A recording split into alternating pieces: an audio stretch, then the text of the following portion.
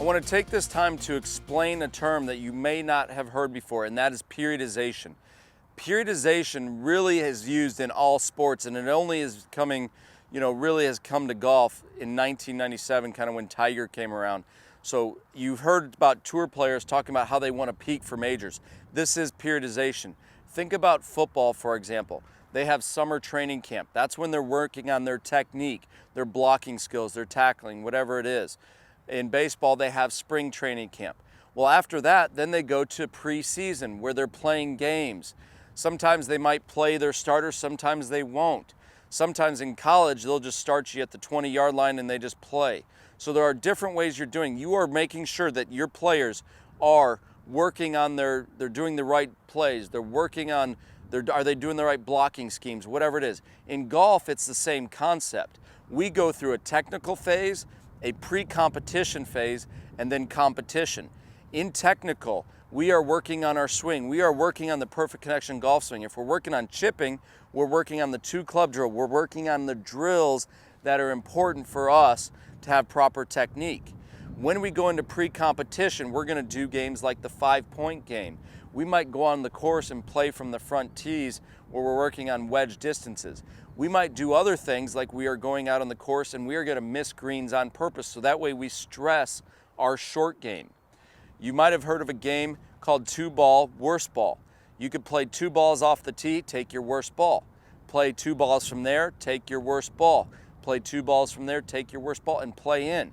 If you can shoot under 40, that is a great round of golf. I actually heard Greg Norman say when he was working on swing changes, he would play 3-ball worst ball. And if he could shoot even par, he knew that the swing change was good. Now that right there, that was when Greg Norman was #1 in the world and was hitting the driver unbelievable, better than anyone has ever driven the ball ever, and was playing great. His handicap, I think at one point, was a +6 according to the USGA. So you have to understand that for him, that was just, that's not in normal golf terms. That's is way above and beyond what even a PGA Tour, a normal PGA Tour player can do. But that's what he did.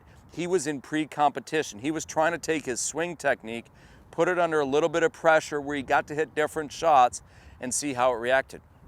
When you get to competition, it's the exact opposite. You don't spend much time working on the swing. You spend most of your time, hey, you warm up and you go play. You spend most of your time playing golf. How do you get the ball around the green in the fewest amount, or around the course in the fewest amount of shots possible?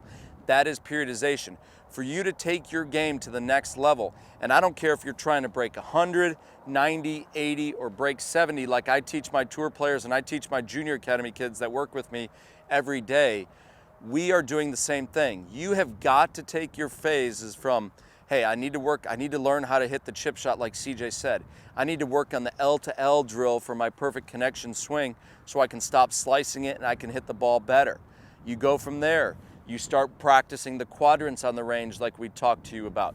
Start working the ball a little bit, learn how to do that, and then take it on the course. Are you working on your good shots? If your good shot, remember, results in a par, your bad shot should result in birdie. So if you are thinking properly on the course, this is how periodization comes into play. So to understand periodization, to play your best golf, you must make your practice structured. You want to have a goal when you come to the course. Jack Nicklaus said, achieve then leave. If you can do that every day and at least get 1% better every day, you will start getting better. Think of where you'll be in a month, 2 months, 3 months from now. That is how you achieve your goals, and that's how you take your game to levels you never thought possible.